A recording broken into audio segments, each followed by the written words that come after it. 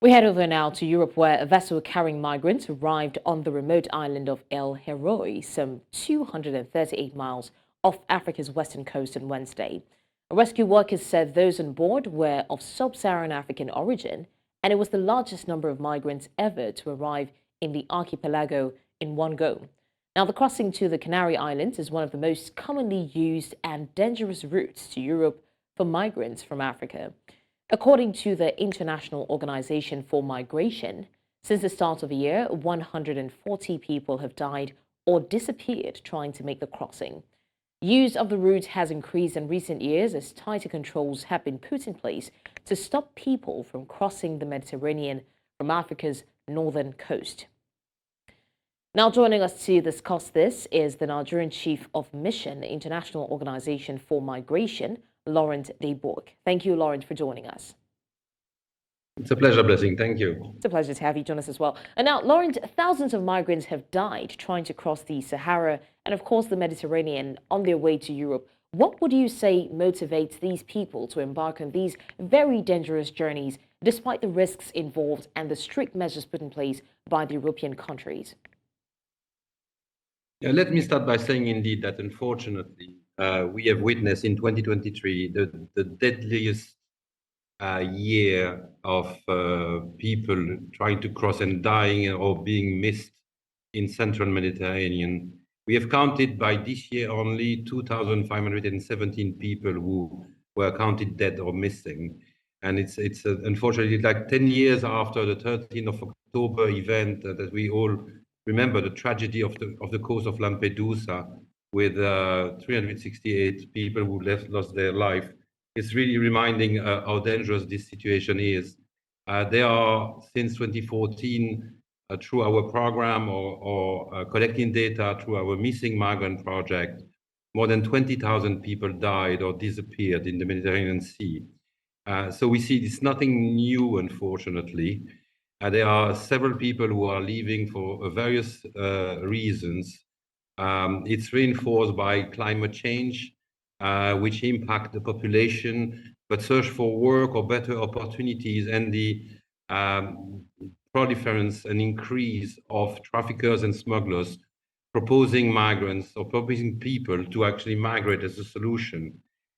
We see that the route of the Mediterranean is very visible, and particularly for Africa, but it's unfortunately not only the case. So a lot of people are coming and trying to cross and enter Europe through various routes. You mentioned the Canary Islands, but it's also the case from the Comoros to the French Mayotte, and as well some land or Turkey and Greece or the Balkans are ways for entering into Europe. We have recorded in 2023 only 204,662 people entering Europe. So this is quite high. All among them by sea, more than 187,000. Right. Now, Laurent, if you look at the statistic, there has been a tremendous increase in the number of people, especially irregular migrants from African countries to Europe. And findings show that trafficking immigrants to Europe from Africa has now become even more lucrative than drug trafficking this day. What is your take on that? Yeah, we see that indeed. The highest peak was in 2016, with after the war in Syria started, 389,000 people have been recorded to reach Europe. But in 2023 is the highest number. It's more than 204,000. I think there is an increase indeed in the number leaving their country for various reasons, mainly for finding new solutions and new opportunities, which are manipulated by networks of criminals, smugglers and traffickers, who are proposing them to cross the sea or cross the borders irregularly. The main point of departure is Tunisia, and it has increased tremendously this year because of the anti-migrant sentiment in the region. So we have seen all the stock of migrants living in Tunisia willing to go. So because of these situations and the pressure that the people are facing in finding solutions for their own life, you have an increase of number of traffickers and smugglers proposing services at higher and higher prices. So it's difficult to compare and to know exactly the amount. We know from discussing with individuals that those prices have increased, and it's becoming extremely lucrative. But if you know the pressure of people ready to pay an increased amount of money to cross the borders, it's indeed counting in billions of dollars the number of people, the money that people are getting from the millions of people who are willing to cross the borders.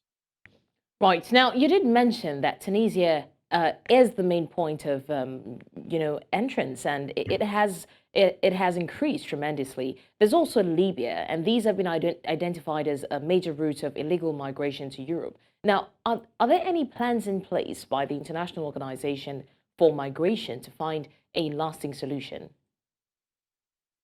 Well, there are several approaches that our organization and others are actually promoting with our member states. The first and foremost is the capacity to offer an emergency relief and support to the migrants, defending their rights. Because we consider, and according to international protocol, they are victims of those traffickers and smugglers. In this regard, it's our obligation as an international organization and with our member states to defend the rights of the migrants. So that's quite essential to work with those states. At the same time, indeed, the protection of their rights may be an attractive and serve the traffickers and the smugglers as an incentive to propose more services. So we have to balance this assistance. So it's important to work on the prosecution part also at the same time that we protect the migrants and those who are returning or being trafficked or being victims of smugglers. So working with border agencies, law enforcement agencies, judges, applying laws nationally according to the international standard is essential.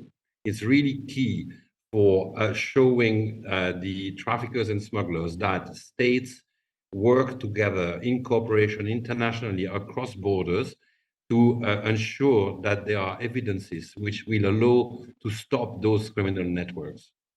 All right. Nigerian Chief of Mission, International Organization for Migration, Laurent de Boeck. Thank you so much, Laurent, for joining us. Thank you very much. It's a pleasure.